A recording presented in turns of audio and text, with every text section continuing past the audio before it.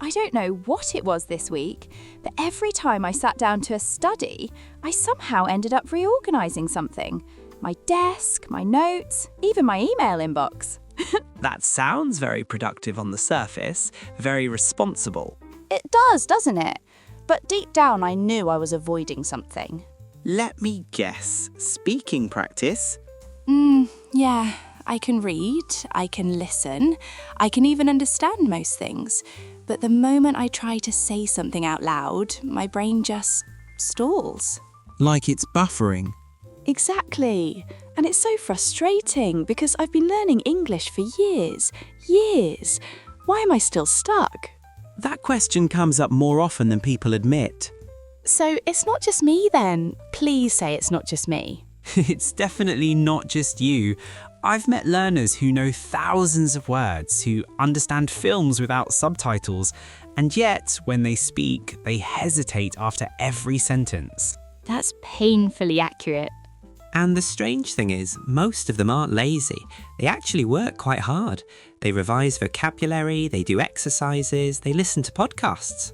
So what's going wrong then? Maybe nothing is wrong exactly. Maybe we're just aiming at the wrong target. That sounds slightly worrying. Not worrying, just uncomfortable. All right, before we make everyone nervous, we should probably say hello properly. Fair point. By the way, if this is your first time here, this is Mind the Gap. We usually chat about everyday English and the bits you don't always notice when you're learning. And today it might be one of those slightly uncomfortable ones. Because here's the thing. A lot of people are learning English, but very few are actually using it in their minds. Wait, what do you mean by that? I mean, are we learning English as information, or are we using English as a tool? So you're saying the issue might not be vocabulary size? I'm wondering whether the real question is this. Are we learning English or are we using English? That makes me uncomfortable already. Good. That probably means we're getting close to something important. Because if I'm honest, when I speak, I'm still translating in my head. I don't even notice it sometimes, but it's there. And that might be where the stuck feeling begins. You mentioned something just now that I think most learners don't even notice. You said you're translating in your head. Yeah, I mean, I don't always realise I'm doing it. It just sort of happens automatically. That's the interesting bit. It feels automatic, but it's actually a very long route. Long route? Well, think about what's happening. First, you have a thought, and that thought appears in Chinese. Then you pause and you try to find the English version of that thought. And after that, you still have to build the sentence. Oh, when you say it like that, it does sound exhausting. It is. And all of that happens in a few seconds. So by the time you finally speak, the conversation has already moved on. That explains the panic. The other person's looking at you, waiting, and your brain's still loading. Exactly. And here's the problem. Translation takes processing time, and fluency depends on speed. So even if I understand everything, I'll still sound slow? That's often the case. Your understanding might be at one level, but your speaking speed is limited by that translation step. Right, so it's not that my English is bad, it's that my thinking process is crowded. That's a good way to put it. It's like I've got too many tabs open in my brain. Chinese tab, translation tab, grammar tab, and they're all competing. That's surprisingly accurate. And the more tabs you open, the slower the system runs. So what you're saying is, the issue isn't vocabulary size. Not necessarily. Of course, vocabulary matters, but if every word has to travel through another language first, you'll never feel natural. That's slightly painful to hear. Here's the uncomfortable truth. Fluency begins when translation ends. Fluency begins when translation ends. So it's not about learning more and more English as information. It's about turning English into a direct response. That's closer to it. Which means if I only focus on memorising lists and doing exercises, I might get smarter about English, but not faster at using it. Yes, knowledge and performance are not the same thing. That's a bit uncomfortable, actually. It is, but once you notice it, you start asking a different question. Not how many words do I know, but how am I thinking? And that's probably where things start to change. So, if translation is slowing everything down, then what do we actually do about it? Because we can't just switch it off, can we? No, you can't force it off. That usually makes it worse. But you can make something else stronger. Another route? Think of it this way. The brain builds shortcuts based on frequency.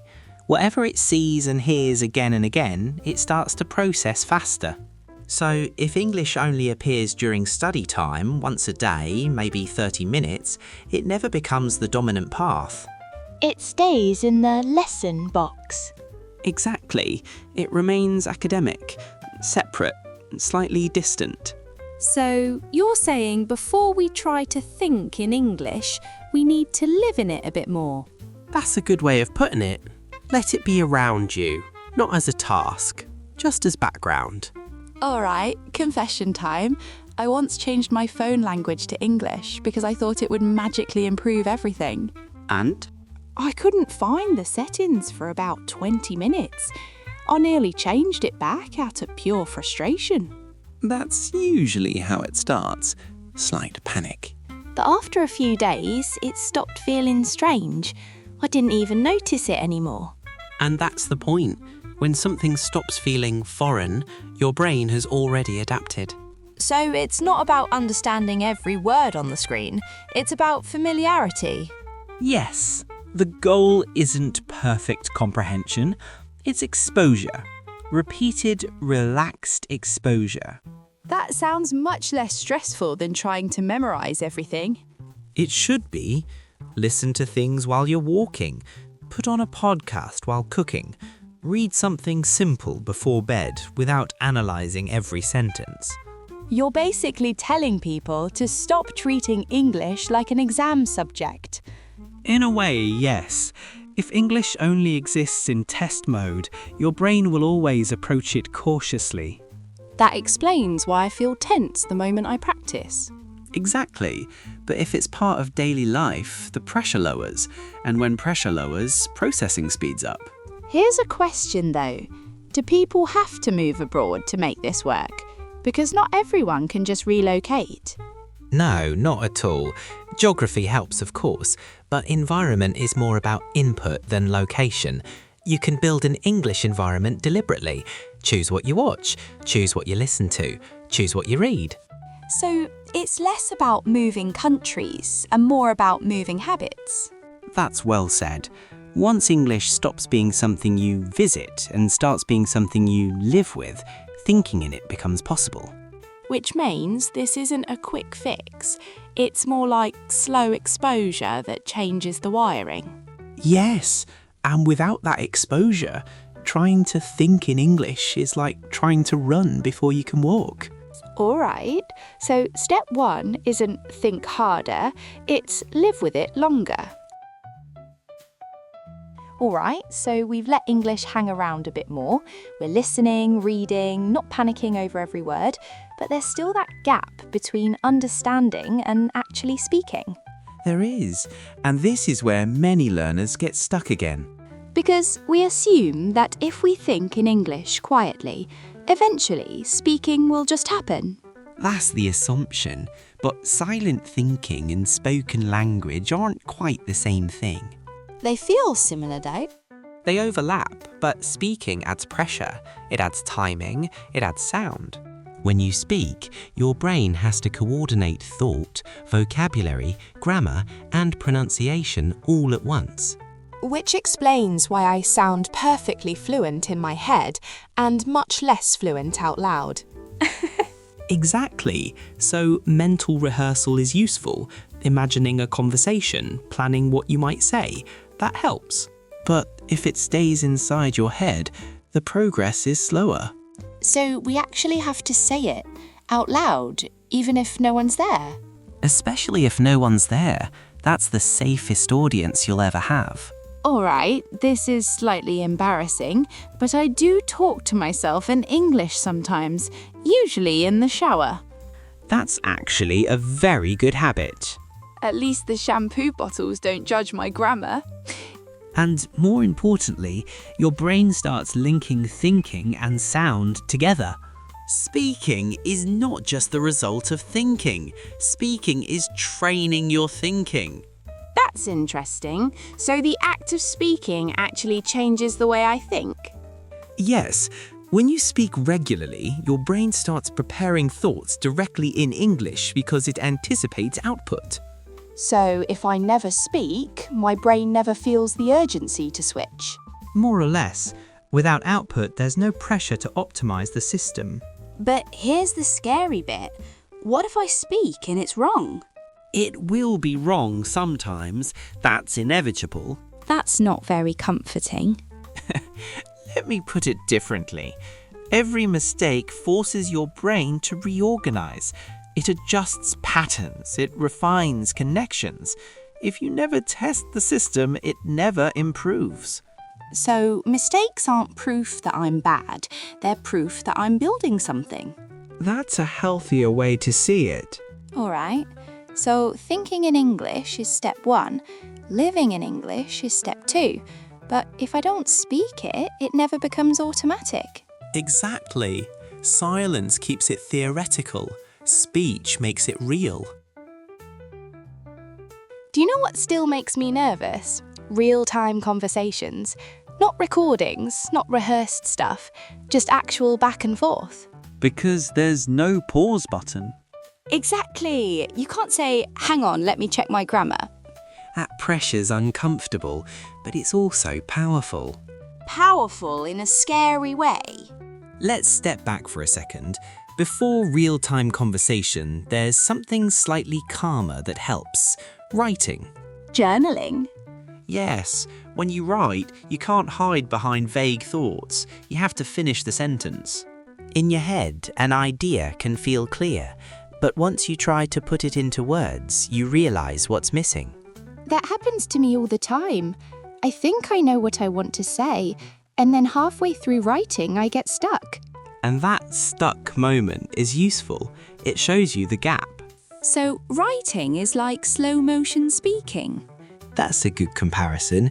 It forces clarity without immediate pressure. But eventually, we have to face the fast version. Yes, real conversation removes the safety net. There's no time to translate. Which brings us back to that translation habit again. Exactly. In real conversation, you either respond directly or you fall behind. And that's the bit that makes my heart race. It's normal, but here's something interesting. That pressure isn't your enemy, it's an accelerator. Accelerator? Yes, when you're slightly uncomfortable, your brain pays more attention. It adapts faster. So the awkward feeling after a conversation, that's actually growth. Often, yes. You replay it in your mind. You notice what you couldn't say. Next time, you're a bit quicker. I hate to admit it, but that's true. Every time I push myself to speak, even if it's messy, I feel slightly stronger afterwards. Messy is part of the process. I once said something completely wrong in a conversation, and I wanted the floor to swallow me. And yet you survived. Barely. But you're right, no one reacted as dramatically as I imagined. We're usually harsher on ourselves than anyone else. So maybe the real shift is accepting discomfort instead of avoiding it. Exactly. Comfort maintains the current level. Discomfort pushes the system to upgrade. That sounds intense, but also kind of freeing. It's funny, isn't it? We started with that simple question, why are we still stuck? And it turns out it wasn't about laziness or talent or even vocabulary size. No, more often than not, it's about direction. If your goal is simply to learn English as knowledge, you'll probably get quite good at understanding it. You'll recognize words, you'll follow conversations, you'll pass tests, but understanding isn't the same as internalizing. Internalizing sounds deeper. It is. When a language is internalized, you don't visit it, you live in it. That's a big shift. It is, and you'll notice it in small, ordinary moments, not dramatic ones. Like when you're walking outside, it starts raining, and instead of thinking in Chinese and then translating, you just think, oh, brilliant, of course it's raining. That does sound very British. Exactly. Or when you burn your toast and your first reaction is in English without effort. So the turning point isn't when you know everything, it's when you stop translating everyday thoughts. That's it. Maybe the goal isn't perfect English. Maybe it's automatic English. I like that. Automatic doesn't mean flawless, it means natural. And natural only comes from living in it, speaking it, messing up in it. Exactly. The shift isn't dramatic, it's gradual. But once it happens, everything feels lighter. And maybe that's reassuring. You don't need a secret trick. You just need a different target. Instead of asking, how much English do I know, you ask, how am I using it? That changes everything, doesn't it? It does. If you found this helpful, give us a like, subscribe, and share it with someone who's stuck. And we'll see you next week. Cheers. Cheers!